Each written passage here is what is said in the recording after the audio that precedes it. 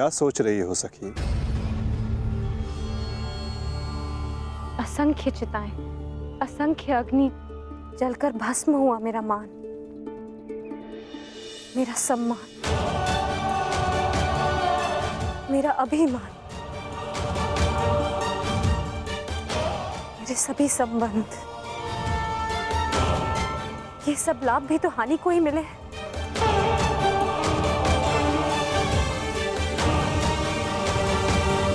वो देखिए माधव,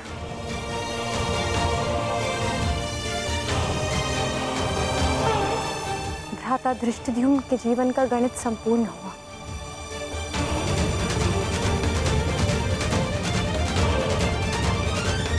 अब उनके जीवन का न्यून लाभ है। इस जटिल गणित में न केवल हानि और लाभ है सखी, इस गणित के अनेकों कोण भी हैं। उधर देखो, तुम्हारी पुत्र वधू खड़ी है।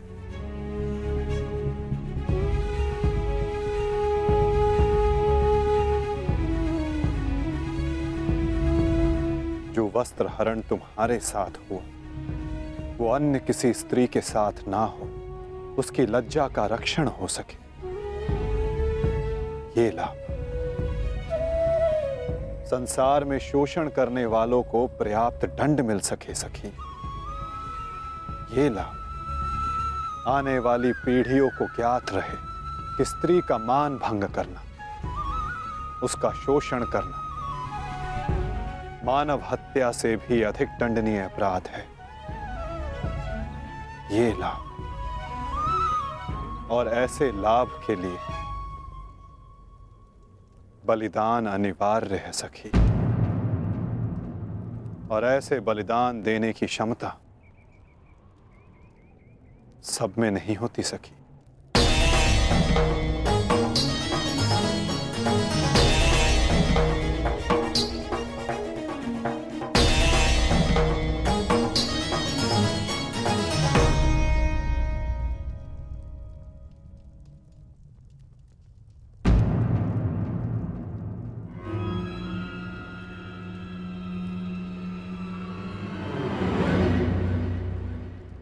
सुप्रिया का संदेश आया है भगत ग्राम से।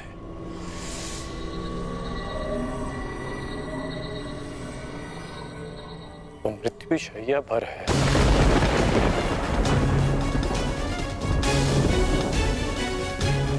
इसमें लिखा है कि उसके पास अधिक समय नहीं बचा। हमें शीघ्र उसके पास पहुंचना होगा कर्ण। उसे तुम्हारी आवश्यकता है।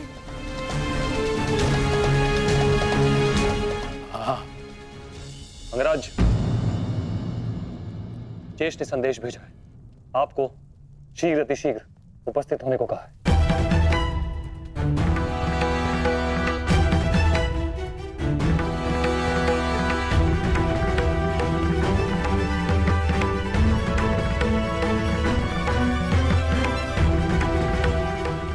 मुझे जाना होगा, दुर्योधन के पास जाना होगा।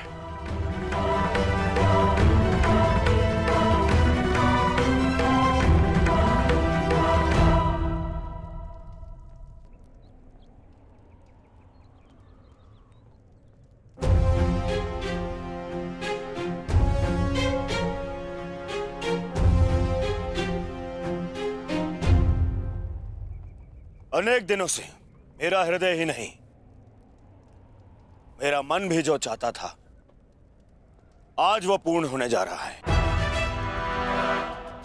दुर्योधन की पताका और हस्तिनापुर का ध्वज दोनों ही अब बलशाली होने जा रहे हैं।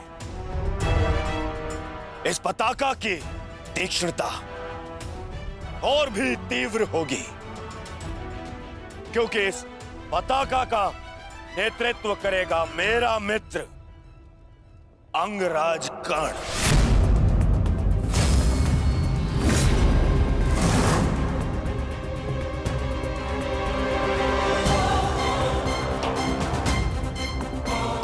मित्र, आज से मैं निश्चिंत हो गया। मुझे पूर्ण विश्वास है कि तुम्हारे नेतृत्व में इस युद्ध में विजय हमारी ही होगी। आज से हमारी सेना के सेनापति हो तुम।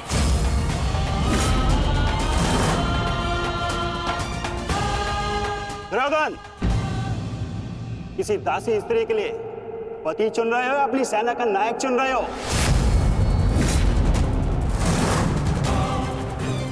एक नीची जाति के व्यक्ति को तुम हमारे सर पे थोप नहीं सकते। किसी सारथी का पुत्र तुम्हारे उपकारों के बीते बना राजा मैं नहीं मानता कि ये सेनापति बन सकता है, क्योंकि पलतरंग पैरों में शोभा देते हैं, ना कि मस्तक पर। शैल्य, मेरे होने वाले सम्राट। और हाँ, अंगराज कर्ण, देखो तुम दोनों बुरा मत मानना। प्रश्न केवल ये नहीं है कि अंगराज सूत है या क्षत्रिय। प्रश्न तो ये है कि सेनापति पद किसे मिलना चाहिए। सेनापति पद के लिए आवश्यक क्या होता है? बुद्धि और शक्ति। और अंगराज, आपके बुद्धि पर किसी को कतई संदेह नहीं ना, परंतु संदेह है तो केवल और केवल आपकी शक्ति पर। अंगराज अभेद थे, अब नहीं है। कवच और कुंडल भी था इनके पास, अनेकों अस्त्र थे जो अब नहीं है, जो अब अंगराज खो चुके हैं। और हाँ, खास बात तो यह है, अर्जुन के लिए जो अस्त्र था वो भी आप खो चुके हैं। तो इसका पूर्ण अर्थ यह है दुर्योधन कि अंगराज अब उस बूढ़े शेर की भांति हो गए, जिसके दांत भी टूट गए हैं और पंजे के नाखून भी झड़ चुके हैं। और ऐसे शेर के साथ चूहे भी व्यंग करते हैं। अब महाराज शल्य को देखो, इनकी शक्ति और भव्य सेना की सहायता से हम विजय प्राप्त कर सकते हैं। अब यदि अंगराज आपके परम मित्र हैं तो वो भी इस बात को मानेंगे, हैं? क्यों अंगराज? अमरश्री, मुझे कर्ण की मित्रता पर कोई संदेह नहीं है। जिसने अपना सबसे महत्वपूर्ण शस्त्र मेरी सुरक्षा के लिए उपयोग कर लिया, और ना ही उसके शौर्य पर। संदेह तो मुझे शैल्य पर है, क्योंकि कायरों के भांति रण छोड़कर भागना सबसे पहले इन्हें आता है। एक नहीं, दो बार अवसर मिला इन्हें, पर इन्होंने क्या किया? रण छोड़कर भाग गए, एक ऐसे चूहे की तरह जो केवल शेर की दहाड़ सुनकर ही भाग जाता है, भाग जाता है। इस चूहे को मैं ना तो अपनी सेना का सेनापति बनाऊं और ना ही अपनी दासियों का पति। मूर्ख हो मूर्ख, तुम दोनों मूर्ख हो। एक मूर्ख का सम्राट और एक मूर्ख का सेनापति। तुम दोनों मूर्खों को लगता है पांडवों पे विजय पाओगे? बस मद्रराज,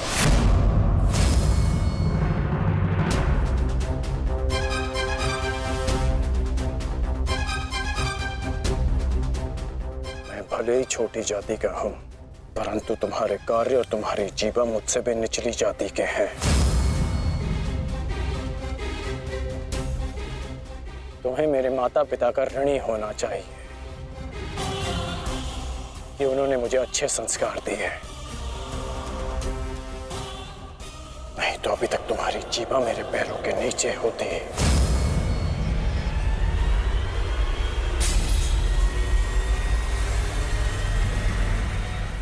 एक और शब्द अपनी जीभा से निकाला तो मैं अपने सारे संस्कार भूल जाऊंगा, और ये भी भूल जाऊंगा कि हम दोनों एक ही पक्ष में हैं।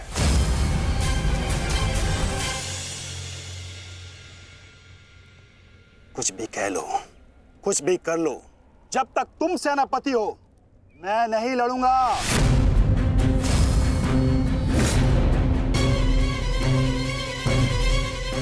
कायर फिर पीठ दिखाकर भाग रहा है। भूल गया अपने वचन, अपने प्रण कि भेज दूं तुम्हारे राज्य में यह संदेश कि उनका राजा न केवल भगोड़ा है और अपने वचन भी नहीं निभाता।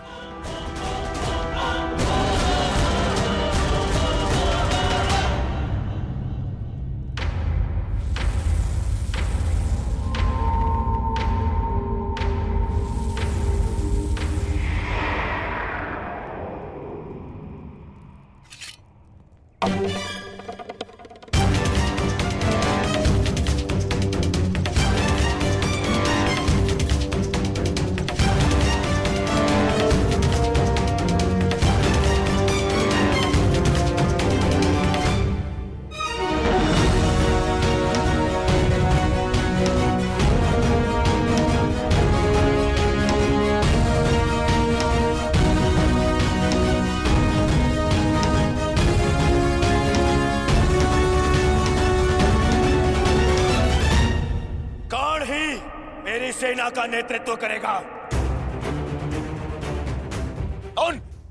उन पांडवों ने केवल छल से हम पर विजय प्राप्त की है।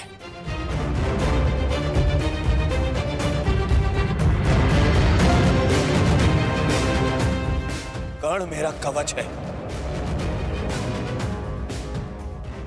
मेरा विश्वास है।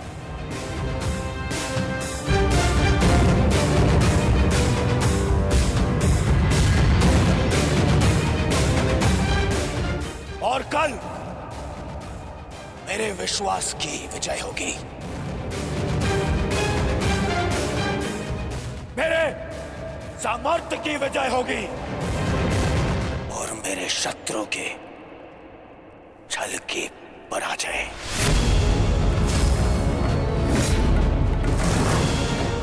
अंगराज कर्ण की, अंगराज कर्ण की, सर सेनापति की, सर सेनापति की।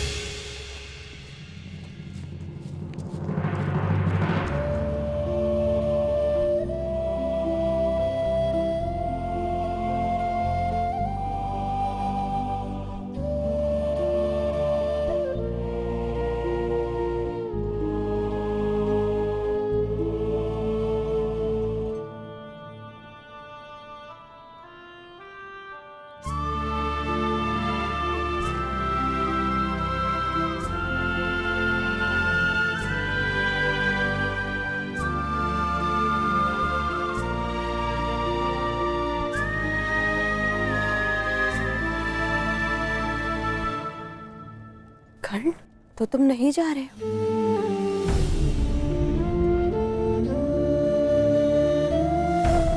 कर्तव्य का बंधन अपनों के बंधन से बड़ा होता है वृषाली।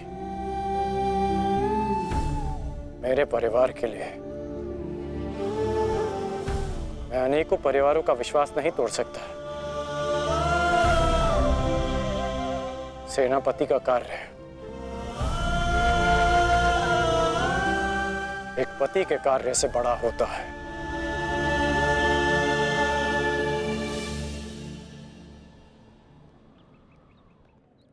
दुर्योधन को, इस सेना को मेरी आवश्यकता है। मैं अपने कर्तव्य से पीछे नहीं हट सकता।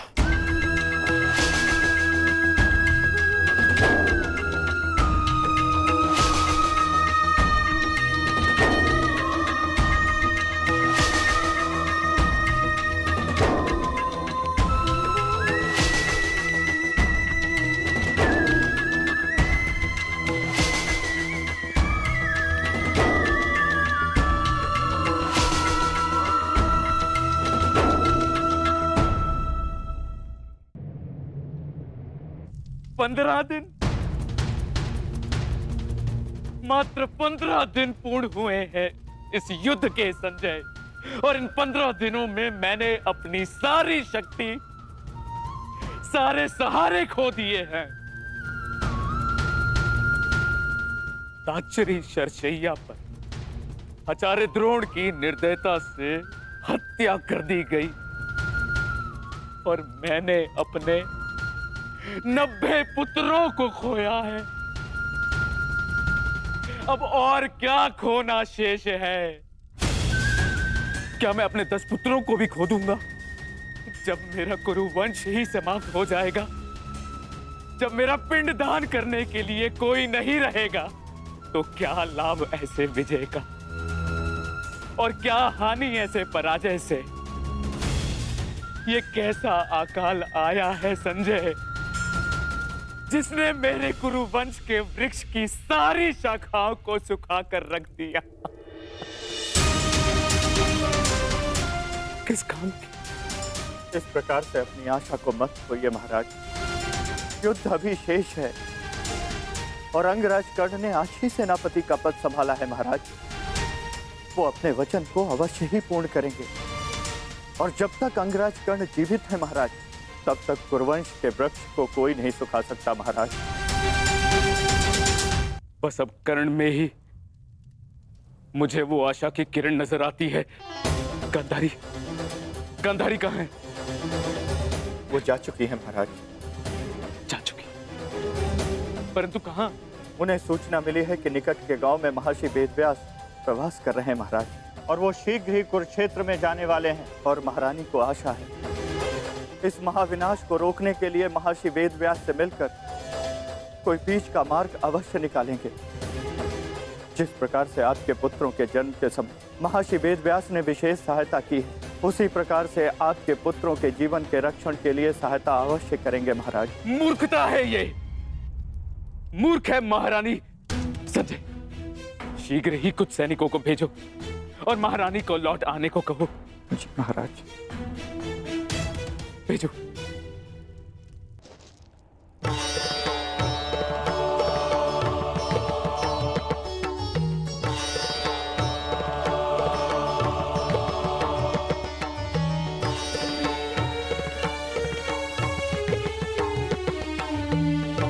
माधव, आप विश्राम कर लीजिए। सूर्य उदय होने में केवल एक प्रहर शेष है। मुझे ज्ञात है पार्थ, और आज का ये सूर्य उदय न केवल अपने साथ प्रकाश या सूर्य की किरणें लाएगा, आज का ये सूर्य उदय अपने साथ एक परीक्षा भी लाएगा पार्थ।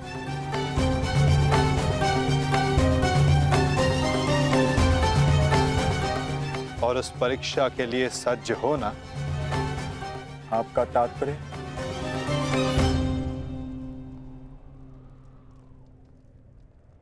आज से व्यूह रचना का भाग केवल भाग नहीं रहेगा पार्थ, स्वयं व्यूह रचनाकार होगा पार्थ।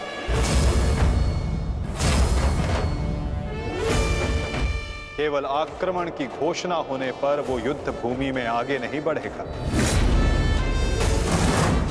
समस्त कौरव सेना युद्ध भूमि में आगे बढ़ेगी पार्थ। अब अंगराज कर्ण आज्ञा लेंगे नहीं, वो आज्ञा देंगे पार्थ।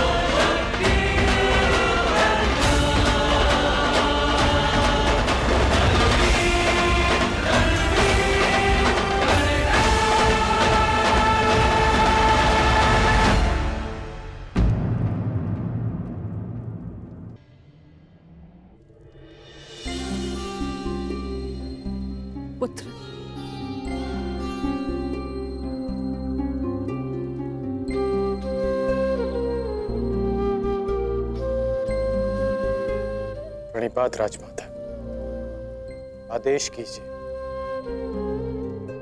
कि ये राधे आपकी कैसे सहायता कर सकता है। अब तुम केवल राधे नहीं, कौरव सेना के सर सेनापति भी हो। तुम्हारा वचन सुनिश्चित कराने आई हूं कि सेनापति के मुकुट के भार के नीचे कहीं वो वचन न दब जाए जो राधे ने दिया था।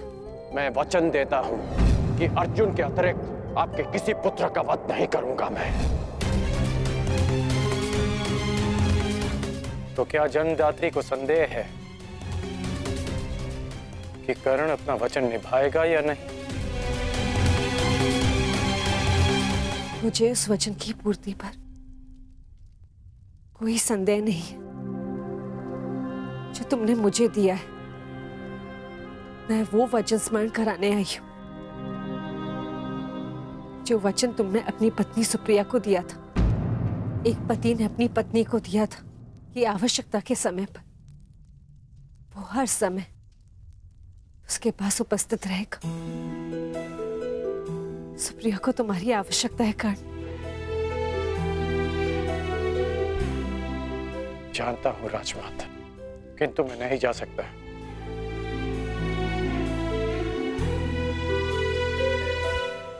क्योंकि अब मैं युद्ध में सम्मिलित केवल एक योद्धा नहीं, अब मैं कौरव सेना का सर सेनापति हूं। अब युद्ध समाप्त होने से पूर्व मैं केवल यमलोक जा सकता हूं। मैं जानती हूं कि तुम नहीं जा सकते, परंतु वो तो यहां आ सकती है ना। चलो मेरे साथ।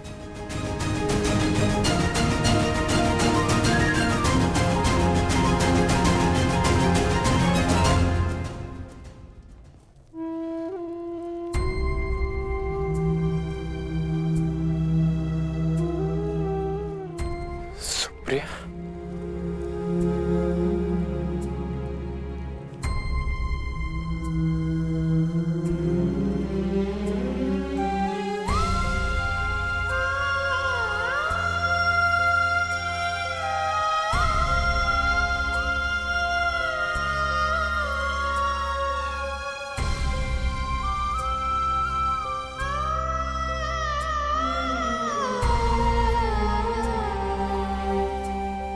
प्रणिपात आर्य। तुम अस्वस्थ हो सुप्रिया, फिर इतनी लंबी यात्रा क्यों की? पत्नी अगर पति के पास पहुंच जाए तो आधा रोग अपने आप चला जाता है। हेश, नकुल और सहदेव संभाल लेंगे। उपचार के लिए इन्होंने संदेश भिजवा दिया है। उपचार की आवश्यकता नहीं है राजमाता।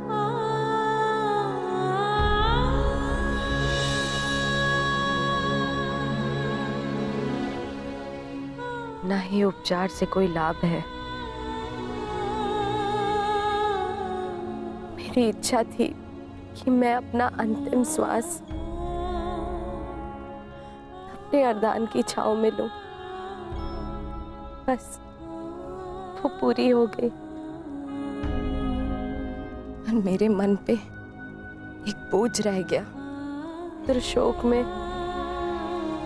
मैं अपने पत्नी होने का कर्तव्य नहीं निभा सकी, आपसे रुष्ट होकर चली गई। मुझे क्षमा कर दीजिए आर्य।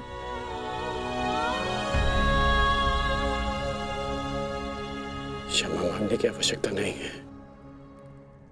मैं भी एक पुत्र हूं।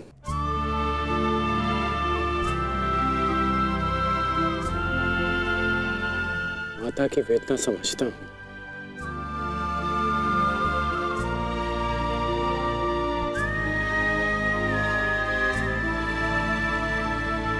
तुम्हारा कोई दोष नहीं है सुप्रिया।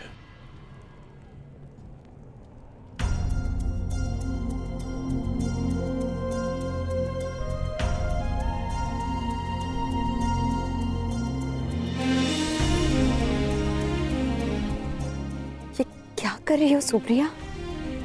महारानी हो तुम अंक की। धन्यवाद उस देवी का जिसके बलिदान से मेरे जीवन का निर्माण हुआ। मुझे ज्ञात है रुशाली, आर्यकर्ण ने एक अपहरित कन्या से विवाह किया। उसके पीछे का कारण सिर्फ तुम थी। तुम दान देने के लिए वचनबद्ध होकर, सूर्य को साक्षी रखकर वचन दोकर कि तुम सुप्रिया से विवाह करोगे। दान दो अंगराज। ये सूत पुत्र राधेकर्ण वचन देता है कि मैं सुप्रिया से विवाह करूंगा।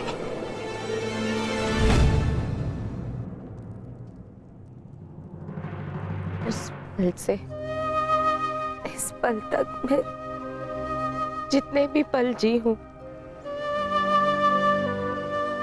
तुम्हारी कृतज्ञ बनकर जी हूं रुशाली। कदाचित मैंने अपने पुत्र ऋषि का नाम भी तुम्हारे नाम पर रखा। सुप्रिया, सुप्रिया आप कुछ मत कहो, बोलने से कष्ट होगा। नहीं आर्य, मेरे सारे कष्ट तो इस देवी ने हर लिए। स्वयं कांटे सहज कर मुझे पुष्पी शैया दी है रुशाली ने।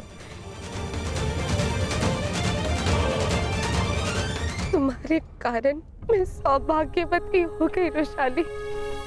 तुमने अपने विवाह की यज्ञ में भी रुशाली ने मेरे नाम की।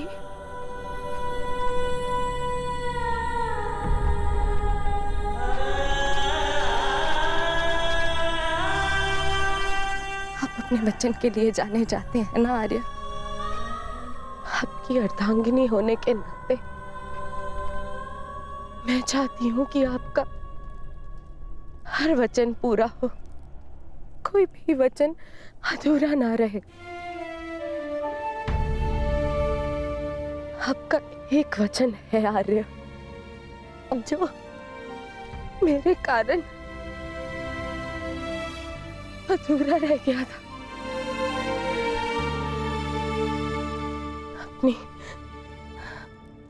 अपनी अर्धांगिनी अंतिम इच्छा पूर्ण कीजिए आर्य, ताकि मैं इस संसार से इस संतोष के साथ जा सकूं।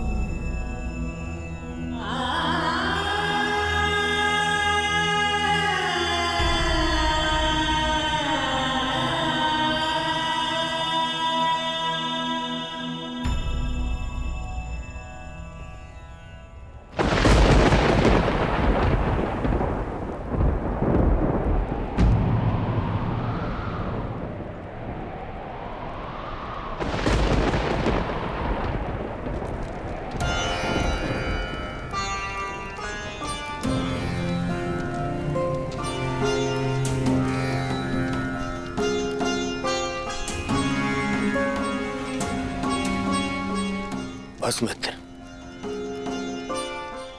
बहुत हो गया, बहुत हो गया मित्र। अब सीमा समाप्त हो गई। हम दोनों की पीड़ा सह पाने की सीमा समाप्त हो गई है मित्र। अब और नहीं, अब कल अंत होगा। हमारी पीड़ा का अंत होगा। हम कल इस युद्ध का अंत करेंगे मित्र, अंत करेंगे इस युद्ध का कल ही।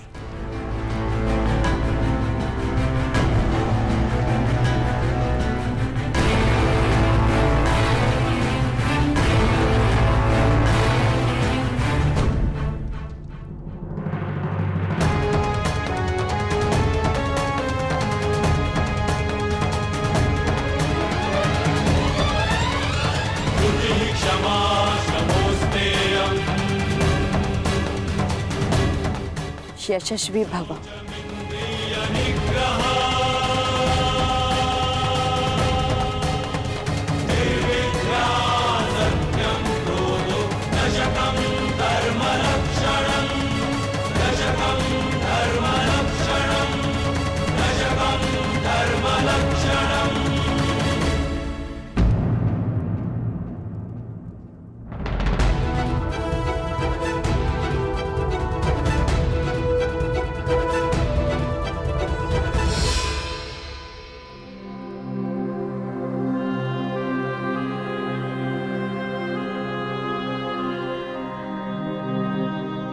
शुभम भवतु।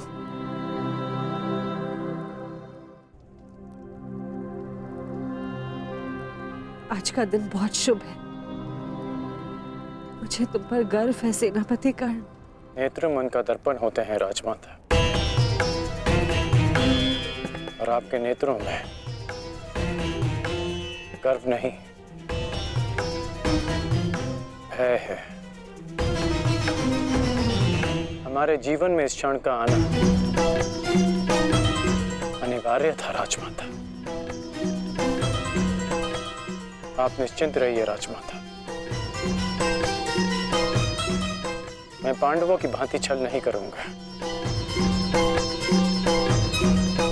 मैं अपना वचन अवश्य निभाऊंगा। आपके 5 पुत्र थे और सूर्यास्त के पश्चात आपके 5 पुत्र ही रहेंगे,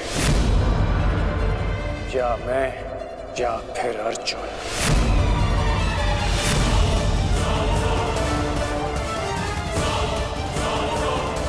प्रणिपात राजमाता।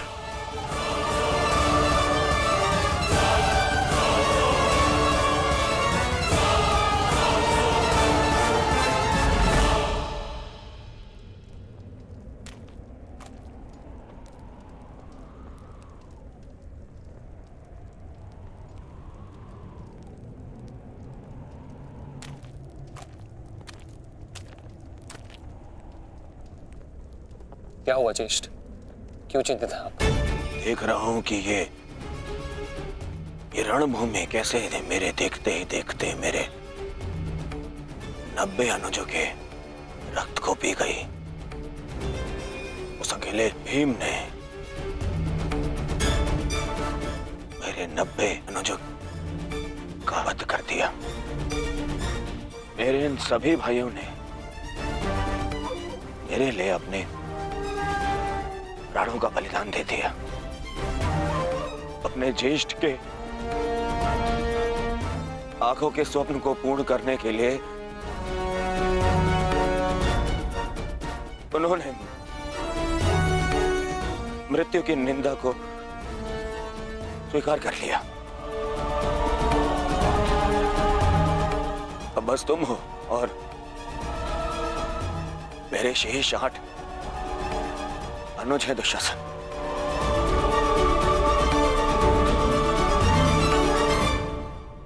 ये सोचकर मेरा हृदय कांप उठता है कि न जाने अब और किसका लहू मांगेगी ये रणभूमि।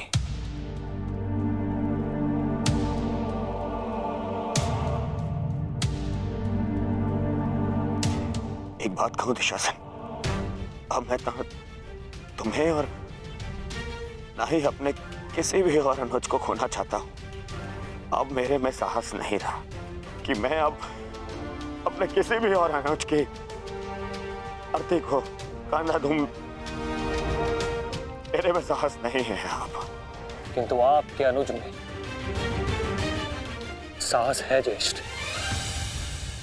साहस है कि वो अपने ज्येष्ठ के स्वप्न को पूरा करते करते अपनी आंखें मूंद ले। आपके लिए अपने प्राण देकर प्रसन्नता होगी मुझे, और संतोष भी कि मैंने पितृ ऋण चुकाया, क्योंकि मेरे माता पिता ने आज तक मेरा मुख नहीं देखा, और मेरे लिए आप ही मेरे पिता और आप ही मेरी माता हैं।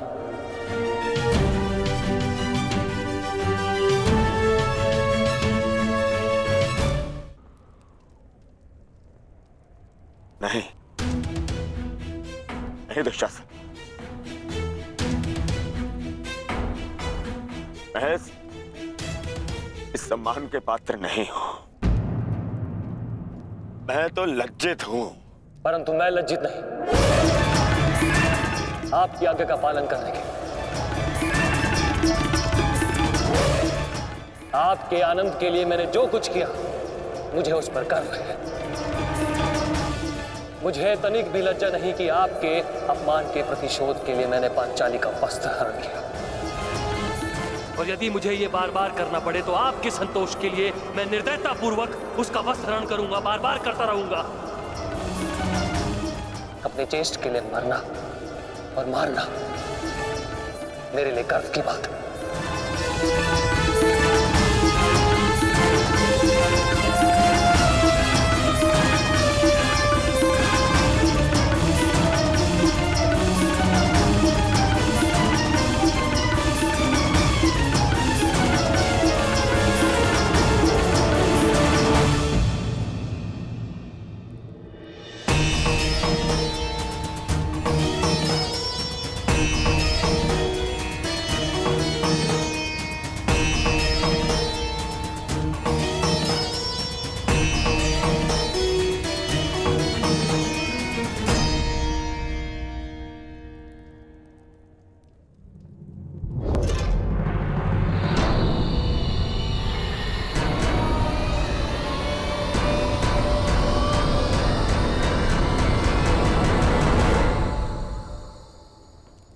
माधव, आप गए नहीं?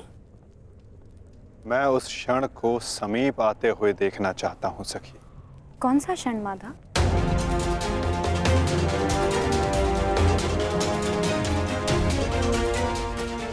इस महायुद्ध के प्रारंभ होने से वर्षों पूर्व कुछ वचन दिए गए थे,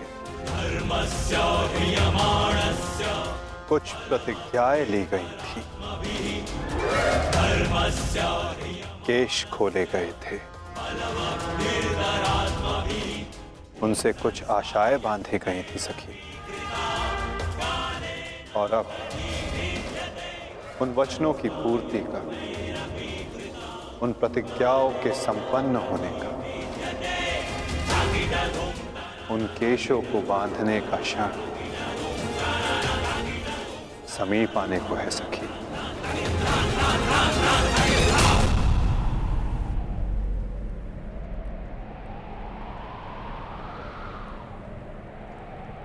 सच्च रहना सखी।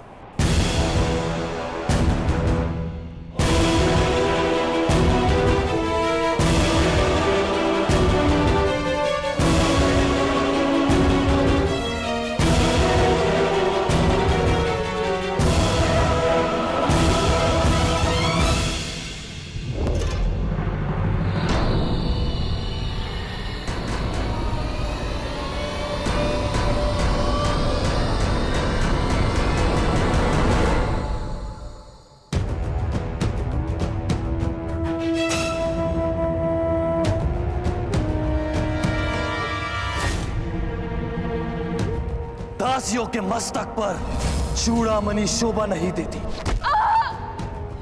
मैं आपकी पुत्र वधू नहीं, और ना ही आपके पुत्रों की पत्नी।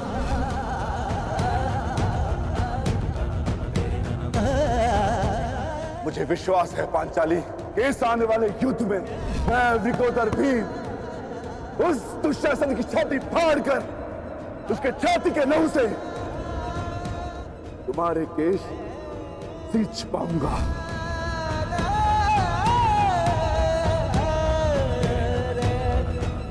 मैं सज्ज हूं माधव, और रक्त स्नान के लिए मेरे केश भी सज्ज हैं।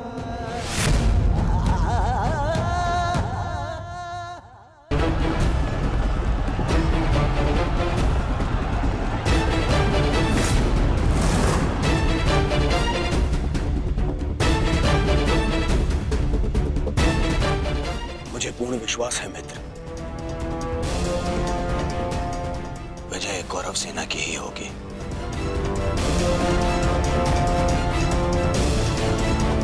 मित्र, जब हम पहली बार मिले तब से तुमने मेरा शुभ चाहा है। आज एक सूत पुत्र कौरव सेना का सेनापति है तो वो केवल तुम्हारे कारण। नहीं मित्र, मैंने जो स्वप्न देखा उसकी वास्तविकता और उसका गुण तुम में प्रारंभ से था। मैं तो केवल इस स्वप्न के पूर्ण होने का साक्षी हूं बस।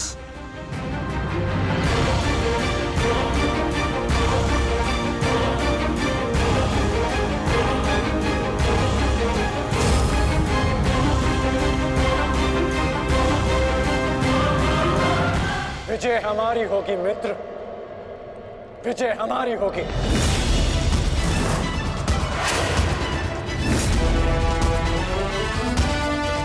हाँ मित्र, अवश्य हमारी ही होगी। ये प्रण है सेनापति का, या तो वो अपनी सेना को विजय दिलाएगा या विजय की प्राप्ति के लिए लड़ते लड़ते अपने प्राण त्याग देगा।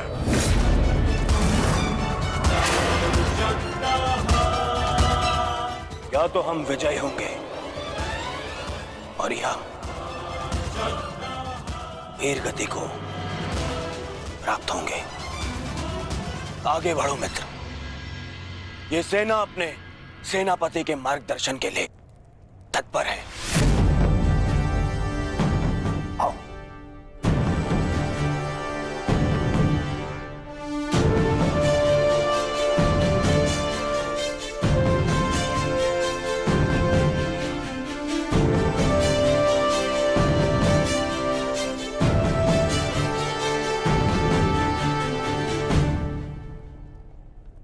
सेनापति मार्गदर्शन करता है, परंतु विजयश्री वीर सैनिकों के कारण संभव होता है। आप सबके कारण संभव होता है। स्मरण रखना अपने उन वीर भाइयों को जो वीर गति को प्राप्त हुए, उनके बलिदान को स्मरण रखना, और यह भी स्मरण रखना कि आप में से हर एक अपने साथी की सुरक्षा के लिए उत्तरदायी है। और मन में यह विश्वास रखना कि यह युद्ध हमारा है और हम इस पर विजय पाकर रहेंगे। हर हर महादेव, हर हर महादेव, हर हर महादेव, हर हर महादेव।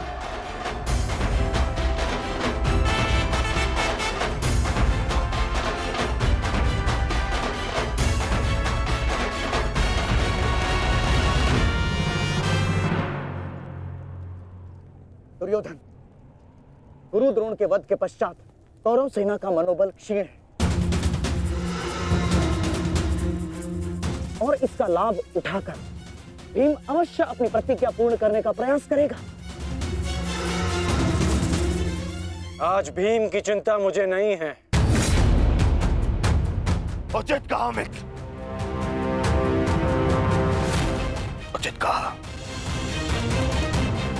भीम को रोकना मेरा उत्तरदायित्व होगा और तुम्हारा लक्ष्य होगा अर्जुन। कारण मैं नहीं जानता कि आज तुम कौन सी शक्ति, कौन से शस्त्र का उपयोग करोगे, परंतु मुझे इतना पूर्ण विश्वास है कि तुम अपनी प्रतिज्ञा अवश्य पूर्ण करोगे।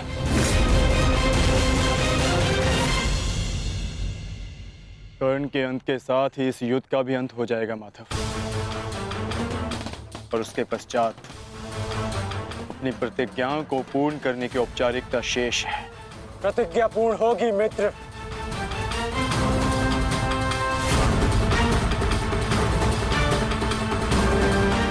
अभी भी मेरे पास एक अस्त्र शेष है जो अर्जुन का वध कर सकता है। किंतु कर्ण का अंत करना, उसका वध करना इतना सरल नहीं होगा पार्थ। कवच और शक्तियों के बिना भी वो योद्धा विकट है। आओ पार्थ, प्रस्थान करने का समय आ गया है।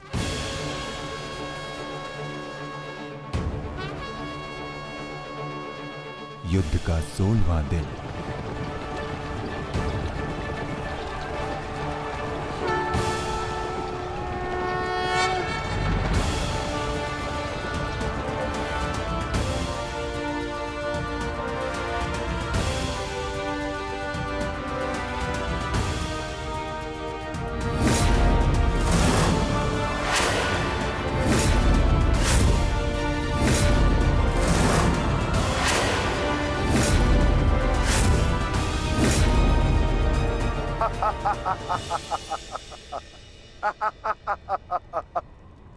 कौरव सेना की ये दशा देख मैं अपनी हंसी नहीं रोक पा रहा हूं।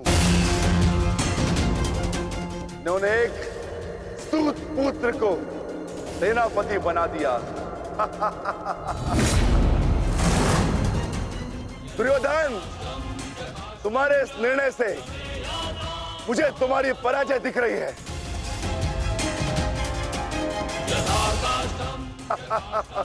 तुम्हारी हंसी के पीछे मुझे तुम्हारा भय दिख रहा है वृकोदर। और भय मनुष्य को दुर्बल बना देता है। आशा है कि तुम इस युद्ध में जीवित रहोगे। ये तो समय ही बताएगा कि कौन भयभीत रहेगा और कौन जीवित।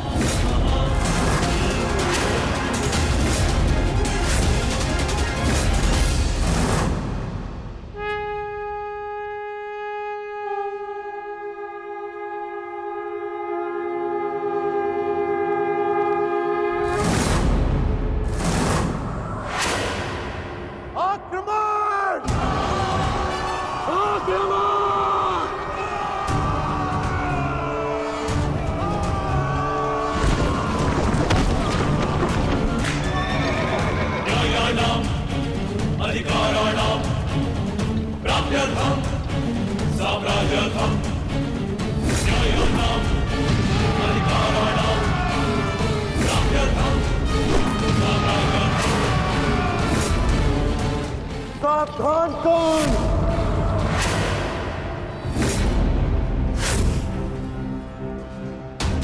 मैं जानता हूं कि तुम मुझे अर्जुन से दूर रखने का प्रयास करोगे युधिष्ठिर, परंतु तुम्हारा यह प्रयास सफल नहीं हो पाएगा।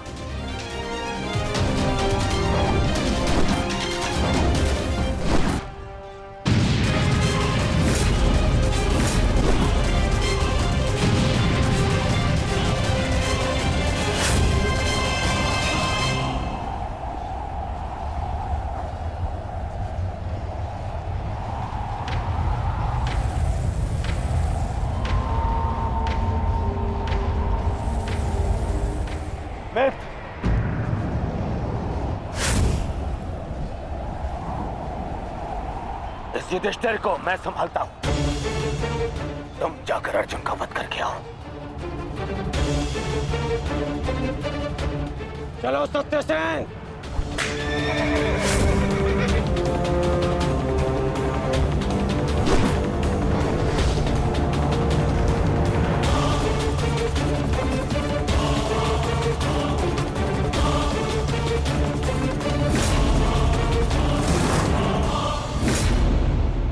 क्या हुआ दुर्योधन? तुम्हारा नया सेनापति युद्ध के प्रारंभ होते ही थक गया। नहीं युधिष्ठिर, नहीं, उसे मैंने भेज दिया ताकि तुम्हें आज एक बार फिर युद्ध सभा की हार का स्मरण करा सकूं।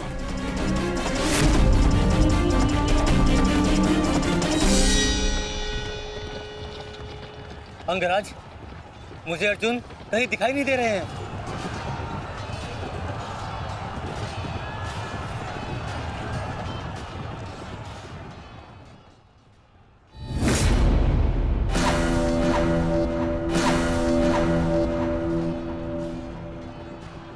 अर्जुन की प्रत्यंचा की टंकार मैं सुन सकता हूं सत्यसेन। पूर्व की ओर चलो।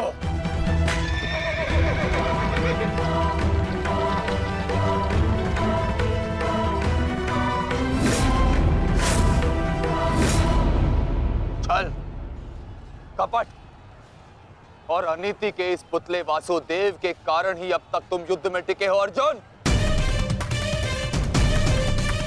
परंतु आज मैं इस छल और कपट का अंत करके ही रहूंगा। सावधान!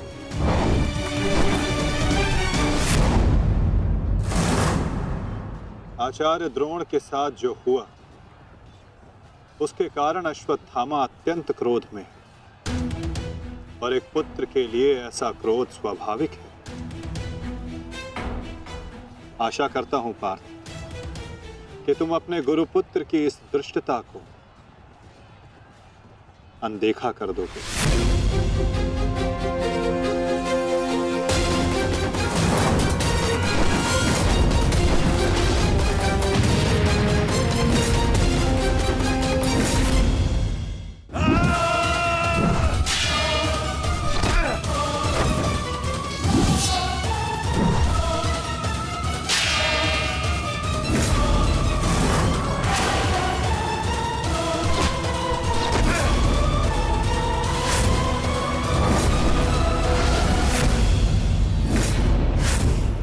आपके जैसे कुशल राजा के होते हुए उस सूतपुत्र कर्ण को कौरवों का सेनापति बना दिया गया और आप देखते ही रह गए।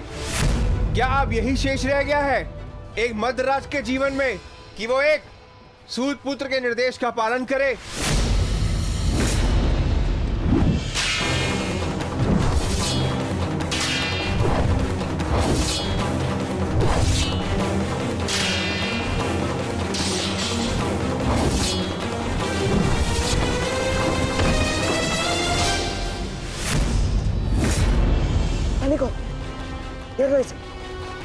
घेर लो इसे, मारो।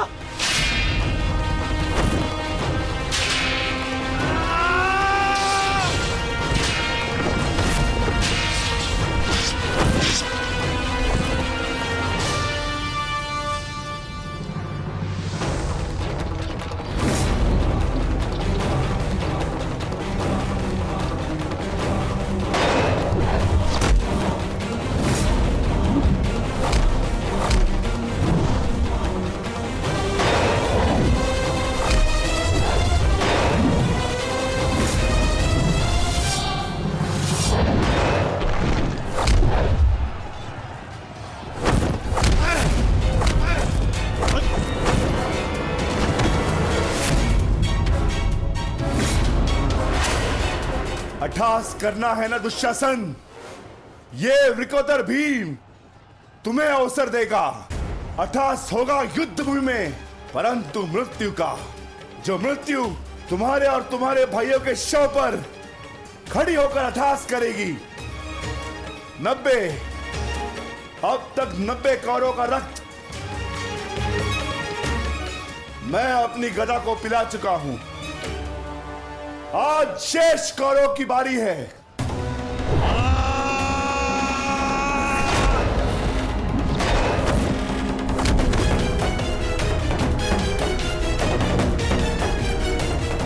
मैंने प्रतिज्ञा ली है, तुम 100 कौरव भाइयों का वध मैं स्वयं करूंगा, परंतु मरने से पहले मैं तुम्हें तड़पता देखना चाहता हूं। ठीक वैसे जैसे अभिमन्यु तड़पा था, ठीक वैसे जैसे पांचाली तड़पी थी, तुम्हारे हाथों से बचने के लिए।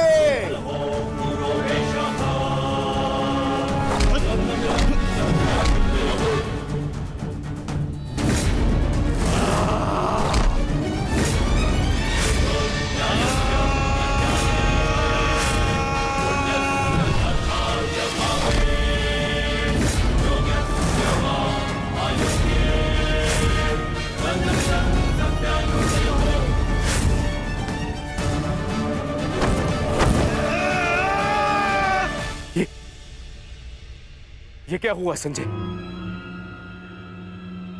ये किसकी चीख? ये कौन है जो पीड़ा से तड़प रहा है? भीम और दुशासन के मध्य महायुद्ध हो रहा है महाराज।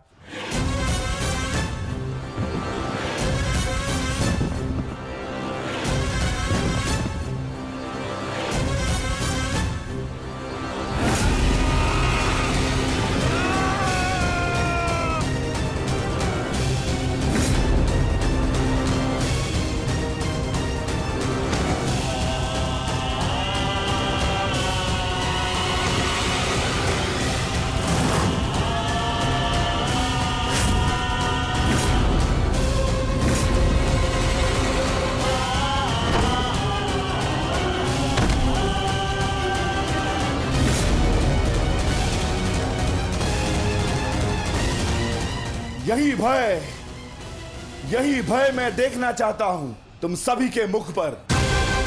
मृत्यु को समीप आते देख तुम लोग जितना भयभीत हो जाओगे, मुझे तुम्हारा वध करने में उतना ही आनंद आएगा।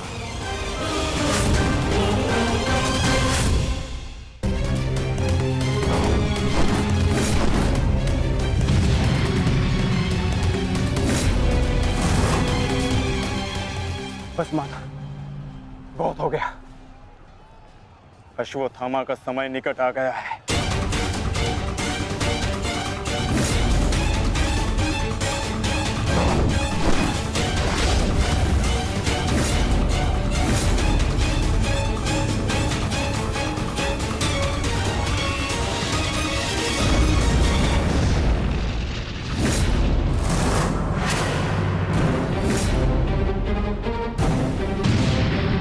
समय तो ध्वंस पूर्ण होने का आ गया है अर्जुन।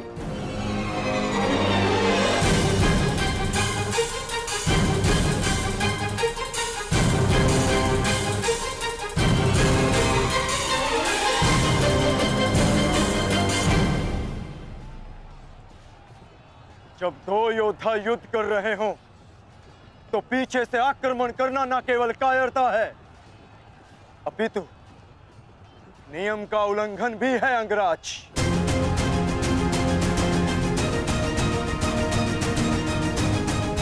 अश्वत्थामा, तुम जाके दुर्योधन की सहायता करो। अब ये द्वंद्व मैं पूर्ण करूंगा।